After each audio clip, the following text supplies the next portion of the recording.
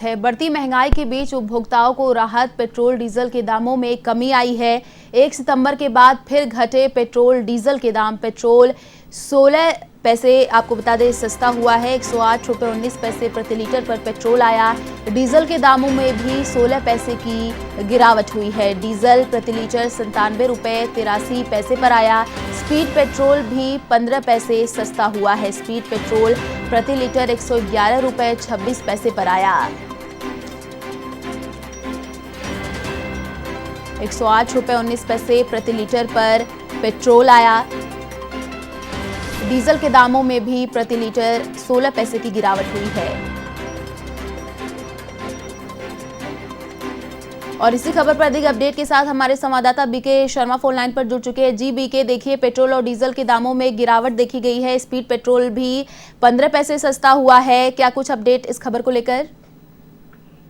आयुषी, इसको एक फौरी राहत कह सकते हैं जी, क्योंकि पिछले अगर 2-3 हफ्तों से देखा जाए तो पेट्रोल और डीजल के दामों में थोड़ी थोड़ी कमी की जा रही है। इसमें 15 पैसे 16 पैसे के आसपास ये कमी है, लेकिन वो 4-5 दिन के अंतराल में एक बार कम किए जाते हैं। लेकिन दूसरा पहलू और मैं आपको बता देता हूँ, क्योंकि जो पेट्रोल डीजल और एलपीजी इसका जो ट्रेड करती हैं, जो बिजनेस करती हैं, वो सेम कंपनियां हैं।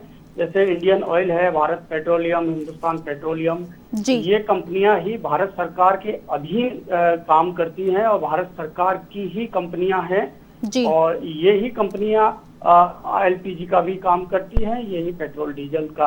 तो आप देखेंगे कि पिछले 2 महीनों में करीब 150 रुपए जो कमर्शियल सिलेंडर है उसकी कीमतें बढ़ा दी और 50 रुपए प्रति सिलेंडर जो घरेलू सिलेंडर होता है 14 किलो के आसपास का, उसकी कीमतें बढ़ा दी।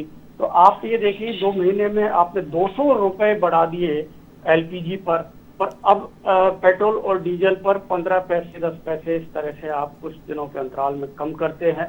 तो आपका जो कंपनियों का ओवरऑल जो बैलेंस शीट तैयार होती है उसमें जो फायदा और नुकसान है वो समग्र रूप से होता है कि किस किस अलग अलग जो उसके ट्रेड है, अलग अलग जो बिजनेस है, उन सबका कितना मुनाफा हुआ और कितना घाटा हुआ। तो आप देखेंगे कि कंपनियों को ओवरऑल उधर आपके 200 रुपए बढ़ा दिए और इधर कुछ पैसे कम कर रहे हैं। तो ये थोड़ा सा ये इसमें स्मार्टनेस है कंपनियों की, जबकि इसको अभी इस तरह से आप राहत कह सकते हैं, लेकिन मैं इसको राहत नहीं मानता, क्योंकि आपने वो भी उपभोक्ता की ही बजट से, उसकी जेब से ही जाता है जो एलपीजी के लिए जो पे करते हैं उपभोक्ता। तो एक तरह से आप एक हाथ से देते हैं, दूसरे हाथ से दुगना तिगना ले लेते हैं। तो ये कोई राहत की बात नहीं है। आपको सभी पेट्रोल डीजल और ये ईंधन में जो सब कुछ शामिल है, जिसमें एलपीजी भी शामिल है, यदि उसके दाम कम नहीं होंगे तो उपभोक्ता को राहत नहीं मिलेगी। इसको आप समझ सकते हैं आयुषी। जी बीके, देखिए जिस हिसाब से विपक्ष लगातार सरकार को घेरते रहता है पेट्रोल डीजल के दामों में और महंगाई के मुद्दे को लेकर के भी कई ऐसे मुद्दे हैं वो सरकार को घेरते ही रहते हैं। प्रदर्शन भी देखा गया है। अगर राजस्थान की बात करें तो अभी कांग्रेस को भी बड़ी जीत हासिल हुई है। तो क्या ये चुनाव से भी जोड़ के कुछ कहा जा सकता है? चुनाव से बिल्कुल इसको जोड़ा ये जा सकता है कि अगर जब हारती है जो सत्तारूढ़ पार्टी, तो उसमें इस तरह के मुद्दे सबसे ज्यादा हावी होते हैं।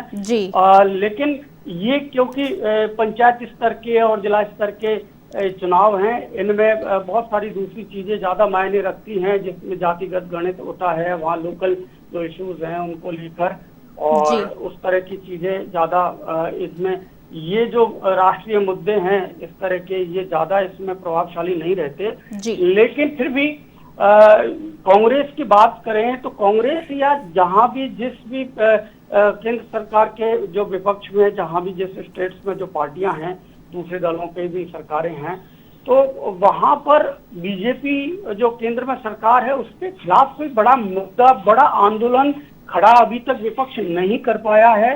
जिस तरह से जब बीजेपी विपक्ष में थी तो आप देखेंगे कि बहुत बड़े आंदोलन होते थे, उनके सारे जो उच्च स्तर के नेता है, स्मृति ईरानी और वो सब घोड़ा गाड़ियां चलाते थे और सड़कों पे आके और खाना बनाते थे, जिससे कि मीडिया अटेंशन मिलता था, वो सरकार तक बात पहुंचती, लोग उससे जुड़ते थे, उनको लगता था कि हमारी बात को उठा रहे हैं, तो लोग भी ऐसे मुद्दों से जुड़ते हैं। तो इस तरह से कांग्रेस या दूसरे जो विपक्षी दल हैं वो जिस तरह बीजेपी किया करती थी उस तरह वो इस मुद्दे को नहीं उठा पाए हैं। इसलिए सरकार ने, आप देखेंगे कि जब से ये कीमतें बढ़ती जा रही हैं, पिछले साल जून में शुरुआत हुई थी, उसके बाद से सरकार ने कोई इसके ऊपर विशेष रूप से कोई समीक्षा बैठक तक नहीं बुलाई। तो इससे आप समझ सकते हैं कि वो विपक्ष के आंदोलन को सरकार कितनी गंभीरता से लेती है। आयुषी जी, शुक्रिया बीके तमाम जानकारी साझा करने के लिए। तो आपको बता दें, पेट्रोल डीजल के दामों में कमी आई है। 1 सितंबर के बाद फिर घटे पेट्रोल और डीजल के दाम।